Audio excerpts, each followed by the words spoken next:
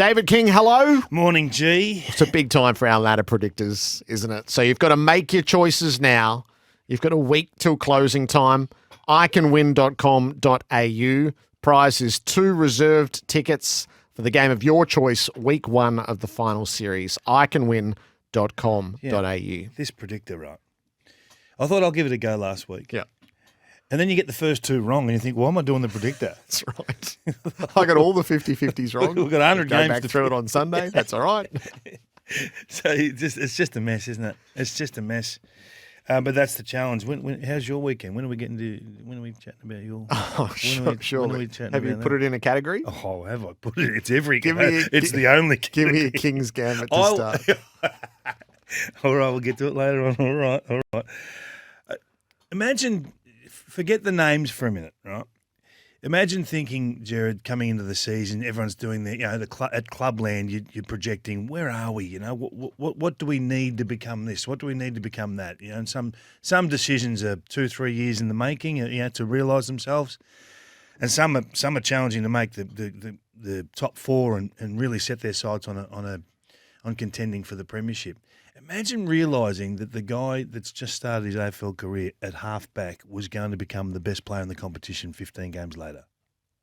Like, it is, like, I know we're talking a lot about Nick Daicos, but it is amazing to think that last year's Rising Star winner can be that. I just heard you declare him as the Brownlow medalist at round 20, or he'll be declared at round 20 the Brownlow medalist, and we all probably think that way right now. Imagine having discovered just that asset from nowhere. So I went back and had a look at the previous Rising Star winners, right? You tell me whether any of these guys have become the best player in the competition, let alone the best player in the competition 15 games later, yes. Right? So you go back, you got Luke Jackson, big in a grand final. No one's considering him in the top 10 in the competition, are they? Top 20? Caleb Sarong, Sam Walsh, Jaden Stevenson, Andrew McGrath, Callum Mills, none of them have been considered in the top 20. No. I mean, Sam Walsh for a period there was charging towards that bracket, but has he got there? Jesse Hogan, Lewis Taylor, Jago Mira, Daniel Talia, Dyson Heppel, Dan Hanbury, Dan Rich. I mean, you can go back as far as you like. This is an absolute rarity what we're seeing here. It is frightening what's happening. And now we're seeing this go into the midfield.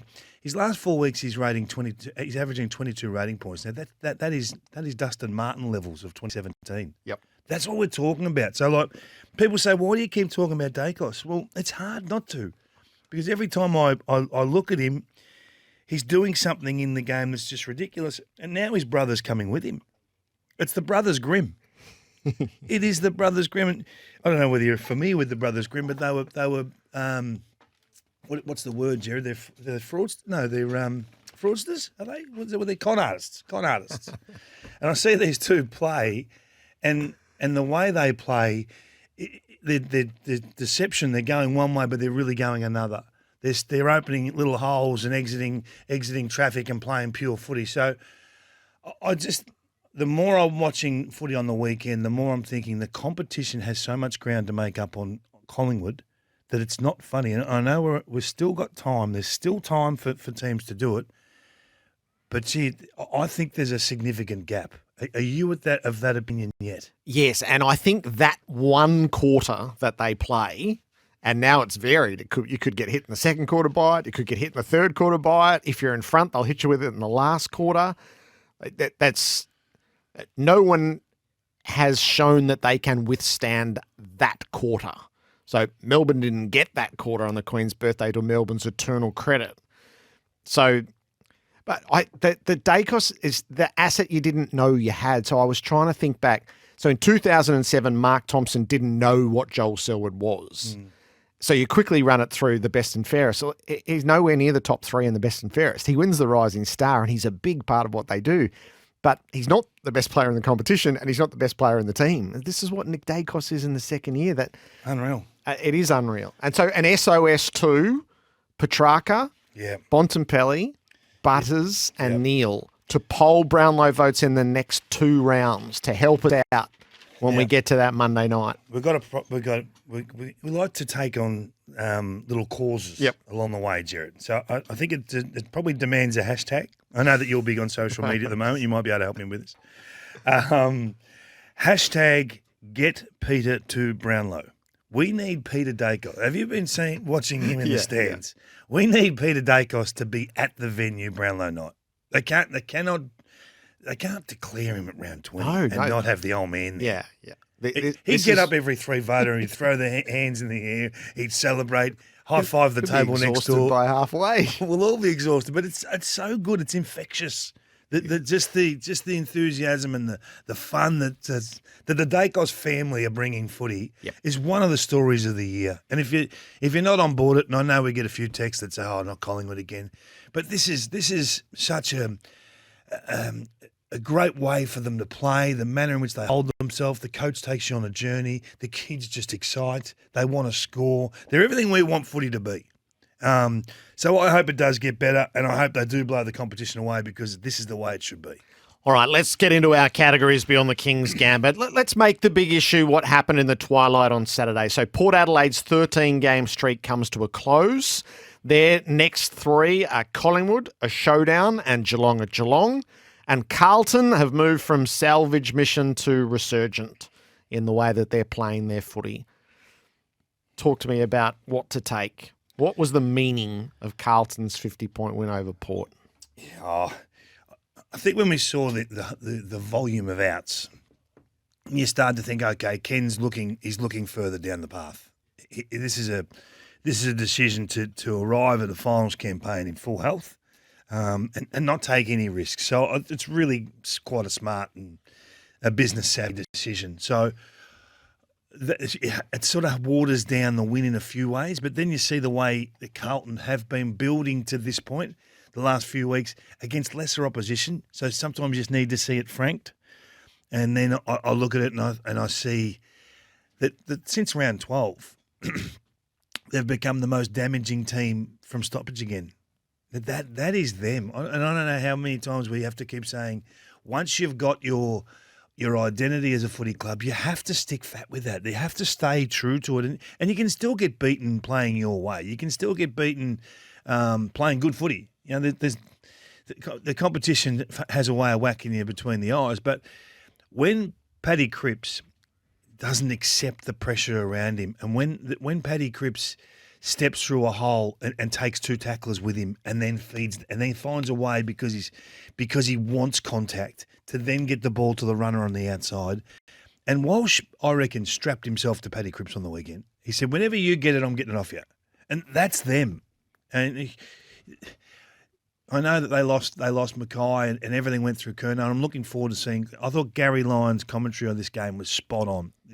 The simplicity of the way Carlton played enhanced the brilliance of the performance. It's repeatable. That they went to Charlie Kerno more often than not forward to centre, and if he could bring it to ground at minimum, they had the guys there to go to work. So they all knew where it was going. So sometimes when you have the two forwards and don't know where it's going, it can cause you more problems than just having the one bona fide target. So the way they played was brutal, and everyone's just playing their small role. I mean, they dominate clearance, but it wasn't really just the one facet. They had them all over the park. All the facets. So Wiedering with his intercept game, the way that they moved the ball, and it was the return of the Carlton crew. So that small forward pressure, which was such a marker of the early part of the rise last year, and then it faded, and then it was entirely absent. They couldn't get any forward pressure going at all.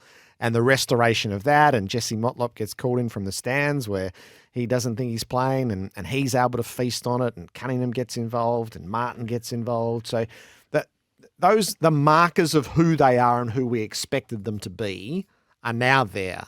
And I think to restore that within season, this is a huge nod to Michael Voss's coaching, because this season was imploding, and it would have been easy for it to totally get away. Yeah, so there's some comfort in that if you're a Carlton fan, that sometimes you just need the coach to be endorsed. Yeah, and it happens in different ways. I do think that Vossi got a little bit clever and cute with coaching at points during the season with a group that's not really – this group's nuts and bolts. Like, just stay nuts and bolts. And maybe you got to find out whether that's the case. And maybe that their learnings come in the off-season. But Patrick Cripps has had 35 clearances in the last 4 weeks, 20 in the last 2 weeks. They're huge numbers. So they got to live in this angry space all the time. They can't be a pretty football team. They can't be Collingwood. So in 2 weeks' time when they play each other, it's trench warfare versus brilliance. Like, I'm looking forward to all these matchups. We don't know how they're going to go. But so when they lose the score from clearance battle, they've only won 2 of 9 games. So this is a major part of who they've got to be. That's okay. It sort of suits them to be that team. What can Charlie Curnow do from here in the next month or so without his right-hand man? That's going to be a fascination, I think. But he embraced it on the weekend, and it was just terrific. You mentioned on Wednesday night that John Longmire had made a career burying emotion, but it was there for us on Thursday night. The best bit, I thought, was the post-siren stuff between coach and player after I think he did a stellar job on Thursday night from a coaching perspective after quarter time to have them win that game. Yeah, nothing's perfect there. They're winning on ball movement, not at the coalface, and that's a massive concern for this club. But for this coach to be able to celebrate, sometimes you just need things to celebrate. Your year's over. You know how this is going to finish in 2023, which is disappointing. But you sometimes just need reasons to win. And John Longmire's been terrific for that football club. He's been there most of his life now. He's probably been there, 22 years? Would he have been turn of the century? 2000, I reckon he would have gone up there, 2002, somewhere around there. So he's been there 20 years. It's a long time. It's a long time as his assistant for Roosie there for a while, and then obviously the succession, the handover, which has been the most brilliant success, hasn't it? So it was great to see them win. I'm wrapped for John. He's an awesome guy. He doesn't always let you in, Gerard, on his humour and who he really is. He keeps that pretty guarded. But I think you saw it post-match with them just forcing him to go through some sort of makeshift guard of honour, and they wanted to chair him off, but he wouldn't let them. And then he said, "No, you two can do it, the two small guys." So there was some fun in that, some humour in that. That's him. By all reports, and I said the other day that he'll hate me saying this, but they did a presentation during the week last week where he got emotional.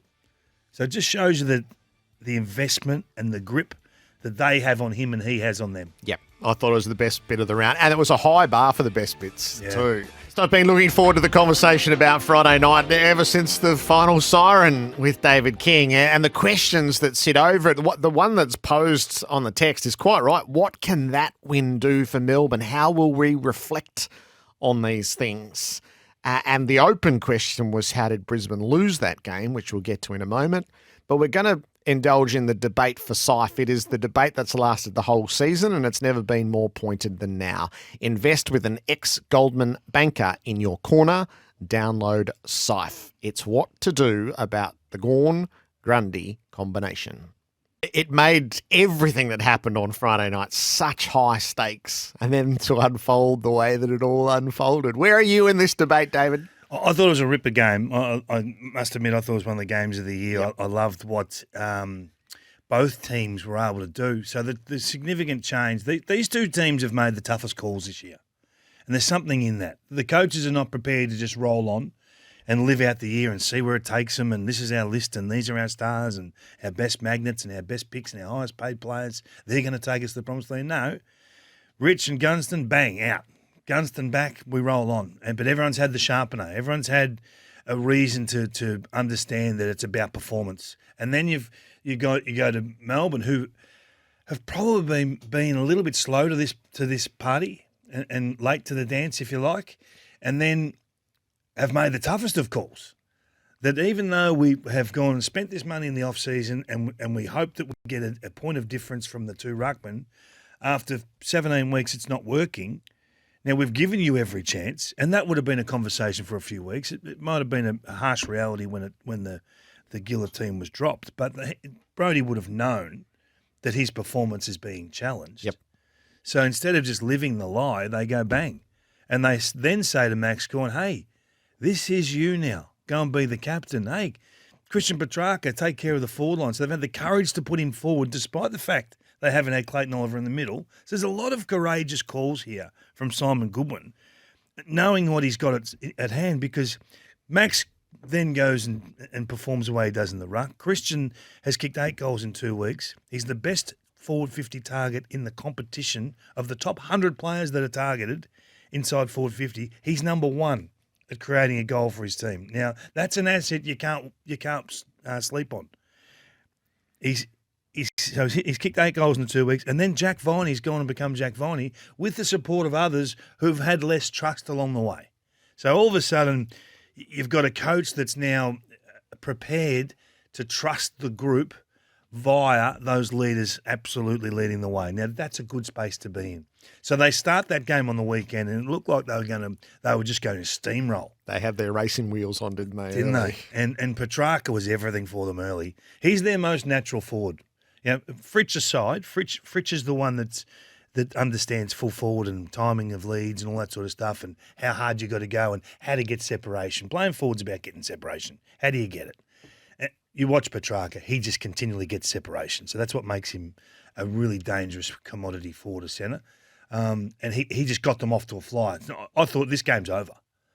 And then you saw Brisbane just click into gear and start to get things working their way. And you can't help but get caught up in what they were able to build, how they were able to move the ball. And I thought, gee, this is a pretty good performance from them. Don't worry about the MCG thing. That's done.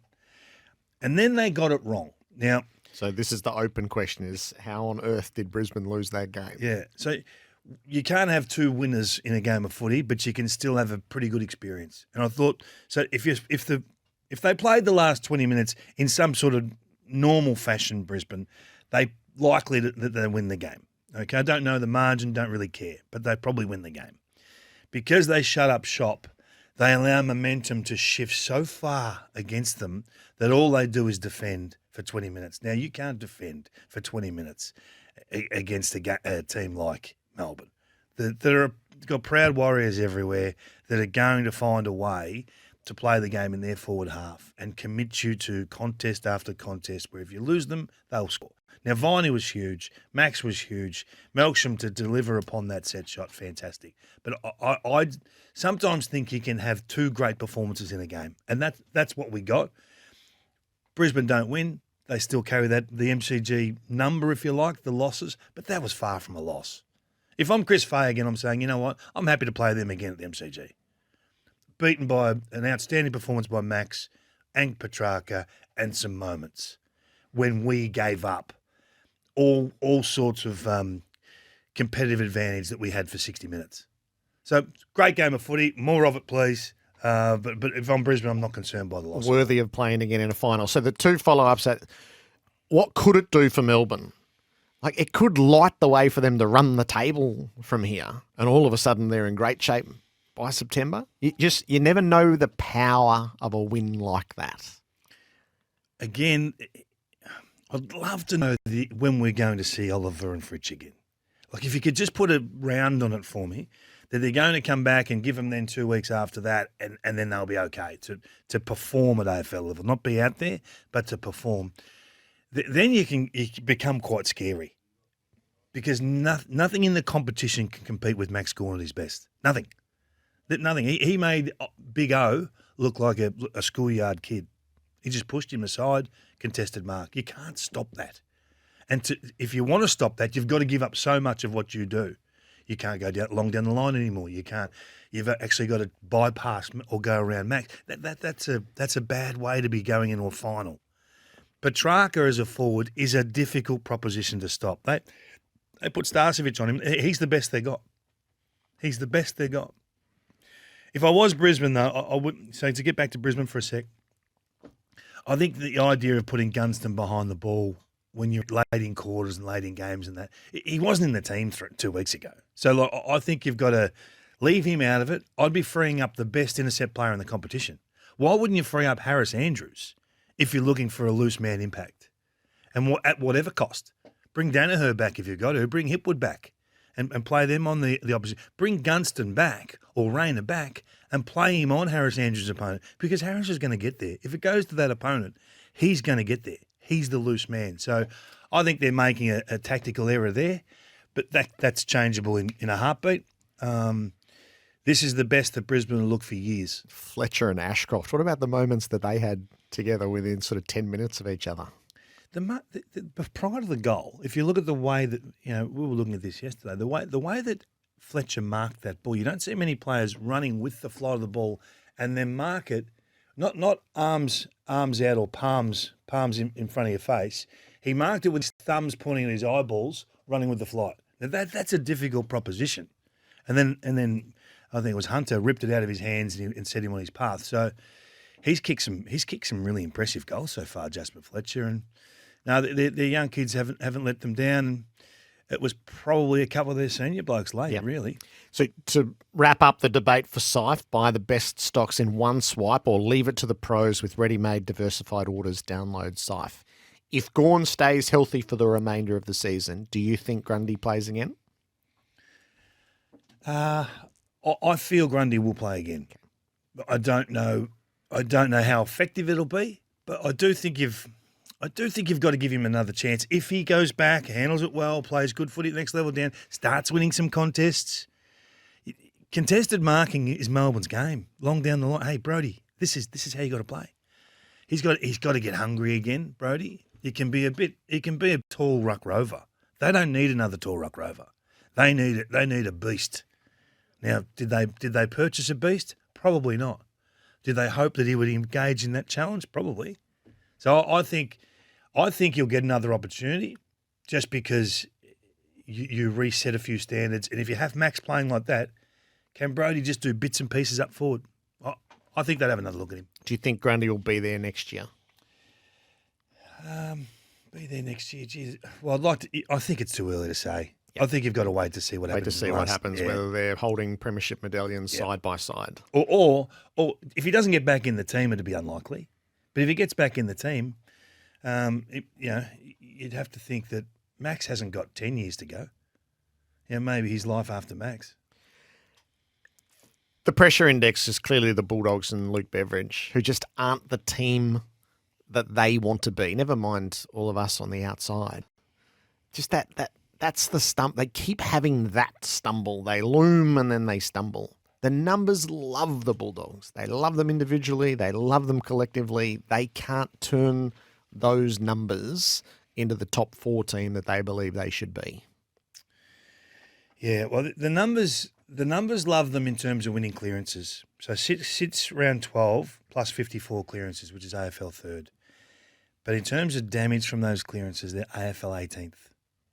It's behind North Melbourne, behind the West Coast, AFL 18th. That's a number you never want to hear. Yep. And why is that? I just think that some of them, I don't know whether the team philosophy is to just take the territory, dump it in, and then it becomes a contest again. They never maximise an advantage. So when they've got 3v2 running with the ball, the 2016 version, flip it around. They'd have 200 handballs just to get that one person into space. Now they get one person into space now, and it's snap it forward instead of laying it off. I'm sick of watching the Dogs play and having Marcus Bontempelli running, riding shotgun next to someone who's on the charge. He's the best ball user they got.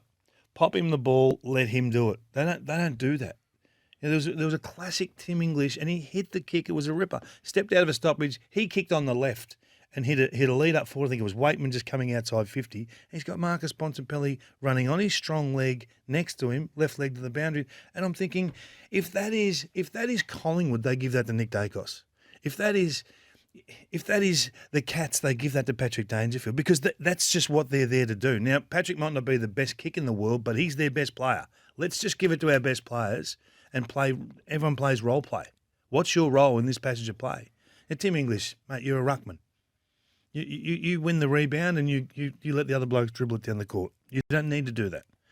So I wonder whether they challenge each other enough to be more aggressive from stoppage and to actually get that player into pure space and clear air where he can make a positive decision. They mix and match their team so much. I still can't believe.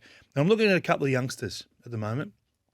I'm looking at Riley West, 6 games in 2023, 10% midfield last week, 40% the week before, 0% midfield against Fremantle. What are you finding out about a player like Riley West? If it doesn't have the damage from clearance, have a look, explore. You know, they're prepared to explore with weird ones like O'Donnell and those sorts of players, but they're not really looking at whether West can go in and do what Bailey Smith couldn't. It's sort of they go long paths with some players and cut others off at the knees. And McRae not in there anymore in the centre bounce. So what are we doing there? So who's gone in? So we go to Caleb Daniels straight away instead of trying Riley West. What if Riley West becomes a gun clearance player for them, because that's where he needs to play. He's at half forward, but he's not a half forward flanker. Yep. So I think there's so many things that are slightly off with the Dogs that are not massive, that cost them games. They're sort of always naggingly off, though. That's the bit that frustrates me with them, is by their own reckoning, they're ready to be a top 4 team. But they don't play in that manner. They do. Sometimes they do, but then when it really matters, that they blew that game against Geelong, they blew the game against Sydney. It's just it is part of their makeup, which is sort of hard to overlook. It is, and then they say, "Oh, but we didn't have Jones." And I think Jones, you haven't planned around Jones. Jones has been a nice add-on and a very good performer for you, but you can't tell me that this whole build and this premiership window was revolving around Liam Jones. Jason Johannesson, he's a big out. Yeah, of course he's a big out. He's playing some really good footy, but let's be honest, the last 24 months, you've been wondering whether he's going to be at the club. So, there's just so many things at the Dogs that are just little asterisk sort of selections and then decisions. And all it does is put heat on Luke Beveridge. Now, he doesn't need to be in this situation, but he almost chooses to be. So they always seem to finish somewhere between 5 and 8 and not really challenge, or sometimes they get to a grand final and you go, how good's this? Well, they are best at the 4-week campaign, but they're going to do it again from an elimination final, assuming that they actually do qualify themselves. But their progression, out of their own words, was they needed to be the top 4 team. So what if they don't make the 8? What if that's an unmitigated disaster. I feel like they will make the 8. We all do. Yeah. We all do. So let's start from there. So, okay, they make the 8, they get their 4-week opportunity again, and we know how that's going to finish. I think we can almost sign off on that now. And then have you learned enough about the youngsters coming through? Are they that deep in the middle that they don't need to trial players? So let's go look at the dark side then. So they don't make the 8. And you sit back at the end of the year and you go, have a look at the talent we've got here. What's happening? How are we not in the top 8 teams in the comp? So I think the discussion we'll be having at round 23 and 24, and I think they have Geelong in the last game of the year. They got a tough last game of the year. That may be for all the chocolates. It may be. Hang on, Gerard. I'll get my predictor up for you. So they're a really interesting 6-week conversation. They always are. And they've. I think there'll be internal frustration. Well, I think you could detect that from Luke Beveridge on Thursday night. There's that internal frustration. Yeah, Geelong and Geelong. All right. That's going to be a massive finish to the year, which could have huge ramifications. The worst bits of the round was North. So, Kingy, yesterday I took the kids to Indiana Jones. I wanted them to have a really good afternoon, bit of dinner in the aftermath. Yeah. Everyone's entertained to varying degrees. You took the kids to North Melbourne. Don't start, Gerard. I can turn on you pretty quick today. I've got some ammunition. Yes, took my daughters to the Kangas game. Last year we went to the Richmond game and had a win. Yeah, it was a great day. The joy of football. They thought we were going back for the same again, Gerard. Little did they know. That was an awful watch. It wasn't just bad; it was awful. And I know you can be a bad footy team and you can play poorly on occasion, but that was a real spiritless performance, and it's hard to see the fans there that just keep fronting up, and you can say, oh, there's not enough of them, and there's this and there's that, but they're turning up and they're walking away, clutching onto small wins. What are the small wins from yesterday? And it was hard. It was hard to work out what you would say. Yep, we're really happy with that. I don't know what the plan was yesterday. It's like they avoided the corridor. I'm thinking, well, if you're going to lose, play with some bravery and see if you can score. I'll go and watch them lose by 80 points every week if you just see something. You see Shees will get another 30 touches, but there's never really a lot of damage to them because he's been told to do this and do that, and let's coach the brilliance out of them. It's a club on hold. It's frustrating. It's getting to the point of annoying for the fans. You just got to free it up. Rats, if you lose by 100 points, so be it. This is another wasted year. We're waiting for Alistair Clarkson. But it want to be bloody good when it gets rolling next year and the year after. If we're going through all of this, it feels like 5 years to come out the other side. So that's where it sits, and I'm proud of the Kangaroo fans for turning up. And you don't want them to rally against the club. You don't want them to be banging the desk and carrying on. But you got to see more than that. And I plead with Rats to just free them up and let them play, because you lost by 48. It could have been 148 if they had a kick straight. 62 and 66 the last 3 weeks. Does it really matter if it's 100 and you can kick 10 goals?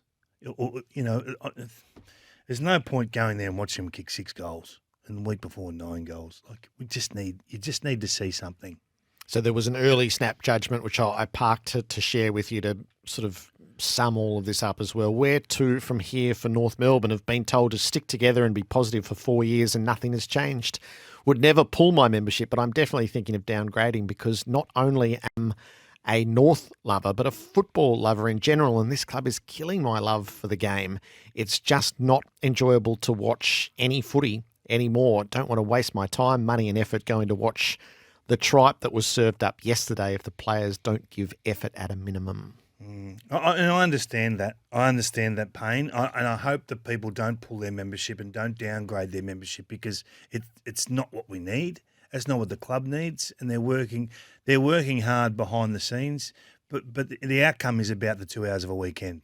So there's the challenge. So if you're Sonia Hood or on the board or anything there, every decision you make has to be about those 2 hours that are visible for the fan base. So whatever you've got to do to make it correct and change, get busy doing, because we're this year, and I've said it a few times for you, we've been on hold for too long. So I don't know whether Alistair's back, and I don't know whether there's any point to it for 3-4 weeks. I really don't. I said it last week. I would be saying to Rats, you're finishing the year. It's your plan. Take bloody control and do something that excites the fan, because we know it's going to be 16th, 17th, 18th finishing position. What does it matter?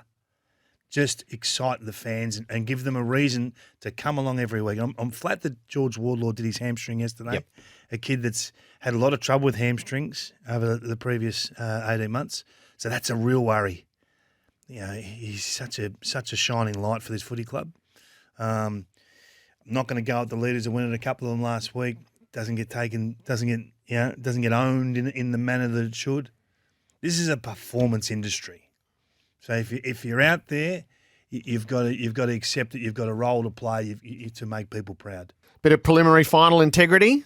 What's building offshore? What's happening just outside the top 4 with Geelong? I think that's it. They're playing some good footy, Gerard. There's no doubt about that. They're hard to beat down the road there, down the highway. Got an opponent that they really enjoy. It's a different brand. We've talked about the way the Bombers play the last few weeks. It's a different sort of brand of footy, and they just disarmed them, really. Took their marking game off them. They're 28 inside 50s for the day. They couldn't move the ball. They just couldn't move the footy. It was one of those classic GMHBA games. Yeah. And the way Essendon play, you knew that maybe it wasn't going to suit them. I thought they'd play better than that. But credit to Geelong, they've found a way to get themselves up and rolling again. Hawkins just totally took control of that forward 50 again in a matchup that he enjoys. His size advantage.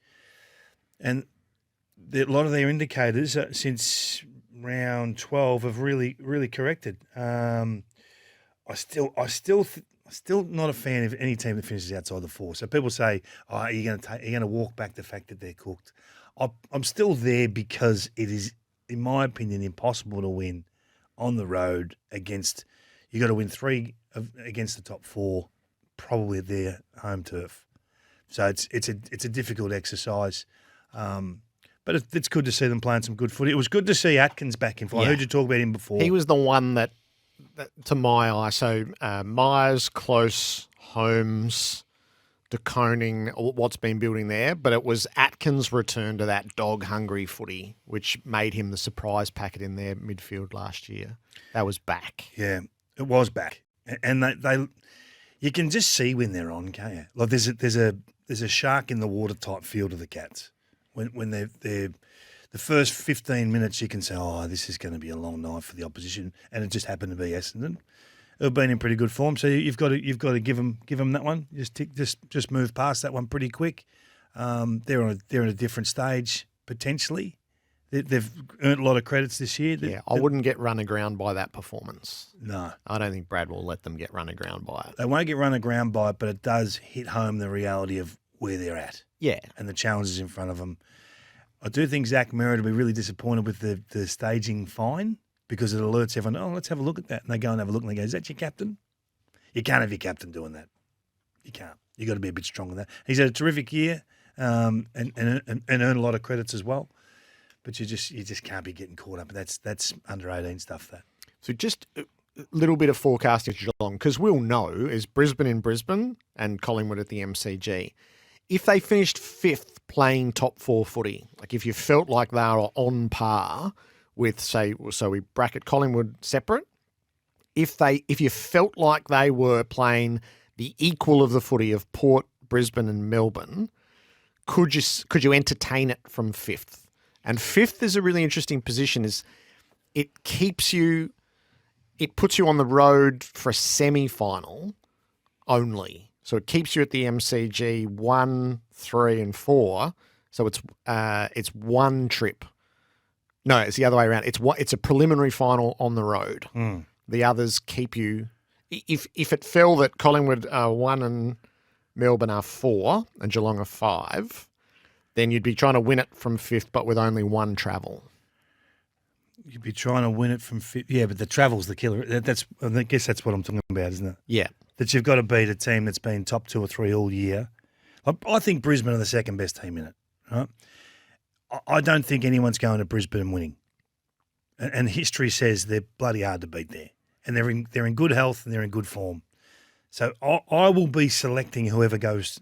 I will be selecting Brisbane regardless whoever goes there. That's the challenge from 5th. I don't know if it can fall. So they're going to have to travel because 2 and 3 are going to be a travel. So yeah. So you'll go and play. If you've got your way through, you'd go and play your preliminary final away. Yeah.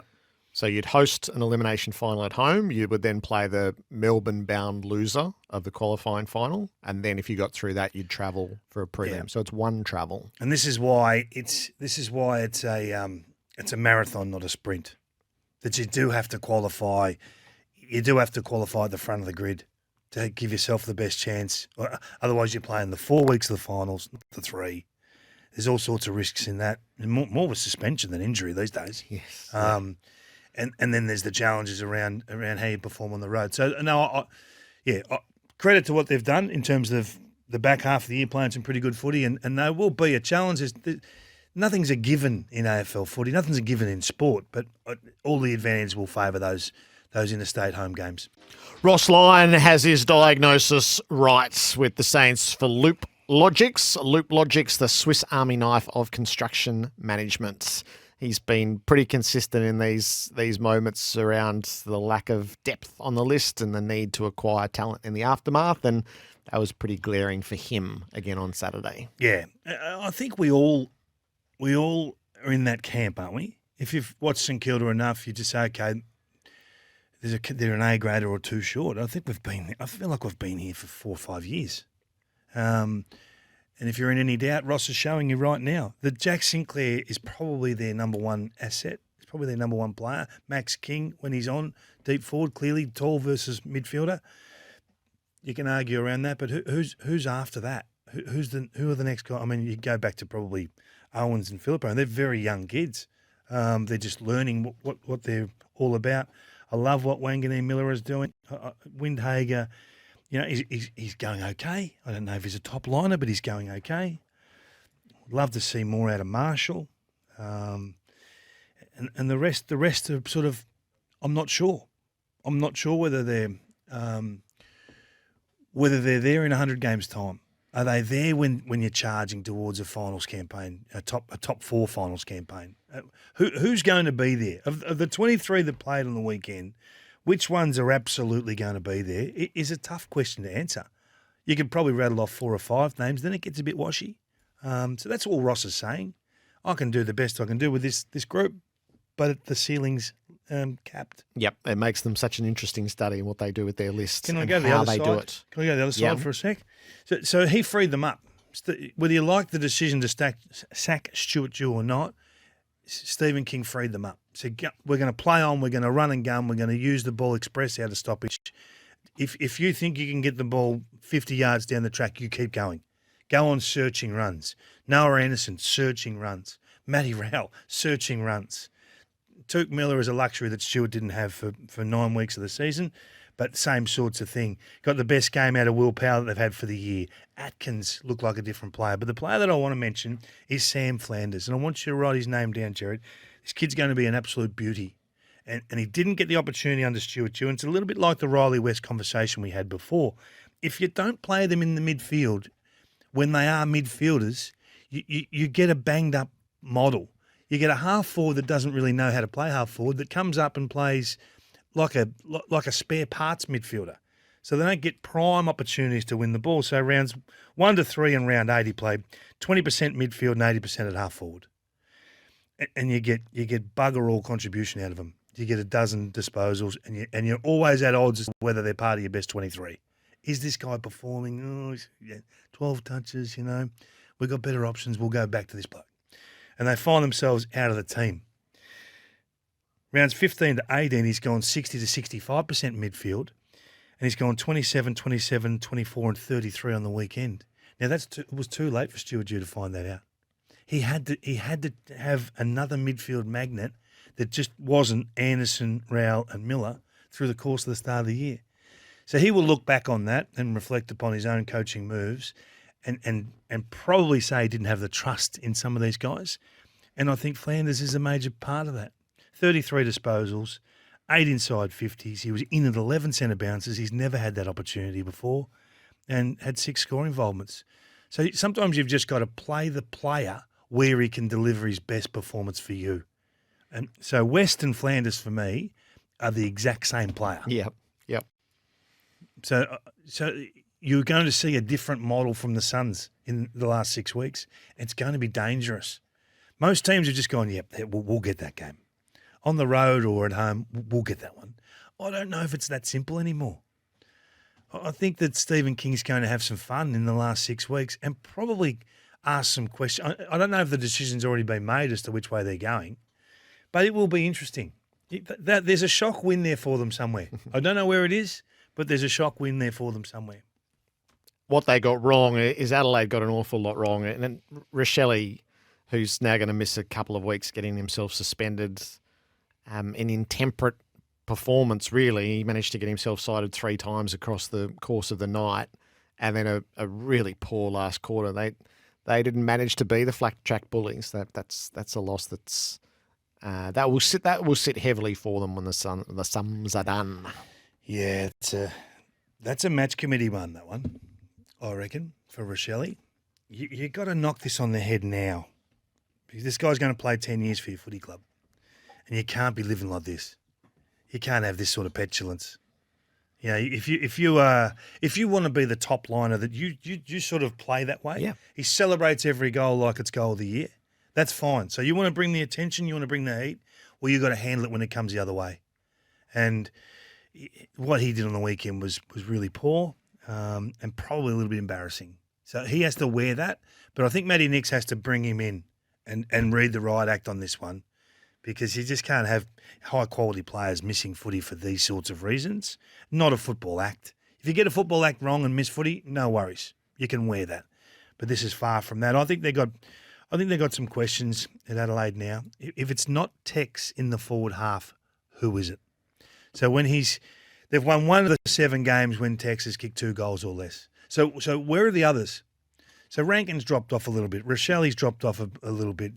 Darcy Foley, they just dropped off a little bit. Is Riley Thilthorpe the man? I mean, they're the sort of questions that Matty Nix would be asking. They've had a pretty good year with Pedler, coming out of the goal square at times. He looks really good. They've all looked really good at times. But I get concerned for 30, 40 games time when Tex isn't there. Yeah. When he's not there, are the rest ready to pick up the slack? So they've been there long enough now. The apprenticeship's sort of run aground with a couple of these guys. It's time to just deliver. What they got right, wrong for Loop Logics. Loop it, Logics, the future of construction management. For a free demo, visit looplogics.com. Are we doing it? Oh, yeah. Look, you can have your wild card category. Go on. How did you think you went on the weekend? Poorly. Tipped into a world I know nothing about. I think that's pretty clear. When did you know it was going wrong? Well, I still think I had to say that it wasn't my quote. That's a policy you're going to have to move on from, I think. Yeah. So that world is, I said, it's like being Miles Morales in the Spideyverse. I do not understand any of what I just was drawn into. None. Yeah. The idea of common decency, which you tend to live your life by, you go, oh, right, so I'm not in that world. There was some irony in something that you hadn't said, taking you viral, given what you have to say every day. I found that humorous. Did you enjoy? Is there an asset there for me? Yeah, I think so. I think you're attacking this the wrong way. You're at odds with those people that have done this. I think you've got to embrace them. Bring them in. They've made you a big deal. That's my material. You nearly made the banner on the weekend. You got the Geelong players all posting things. You made the commentary. So You've been confusing. constant. You embrace these people. So whoever that was, I need him writing my material. 100%. You should be thanking For a them. bit of profile building. All publicity is That's what we're all good striving publicity. for. Jared, you go a long way to get that. That's enough. We're doing the seedings next. 4 up, shall we? I feel like these are a little bit provisional for me this week. I've got Geelong in a play-in game against Brisbane at the Gabba. No one have beaten Brisbane at the Gabba. But I can't quite work out how I would manipulate Are it. they in? No. So 4? I've got Port Adelaide at 4. You've dropped them to 4. I just had a look at my predictor. Big game this week. Big game this week. And then the gap between second and third will narrow. Yeah. And they've got some injury concerns. Preemptive move in the seeding. Well, I like to drop them, and then if they reward themselves with a victory, Jared, I upgrade them. Gosh, that's... You've got playing games and all sorts of stuff. Yeah. I don't understand that. So Geelong actually in after all that? No, if they win, they'll be in next week. You have to win the play-in game. Can we do this week's? Yeah, so I've got Melbourne at 4. Melbourne. Still, I've kept Brisbane at 3 because I still think there was more about Brisbane in that game than there was about Melbourne, which sounds a bit ridiculous. Yeah, that is ridiculous. 3? Melbourne at 3 for me. Oh, so you've got them in the same order, just higher. Brisbane at 2. Port Adelaide at 2. They might work their way down. And there's a big gap to number 1. Yeah, Collingwood are the clear 1. All right, so you've made bold moves and I've got a play-in game coming.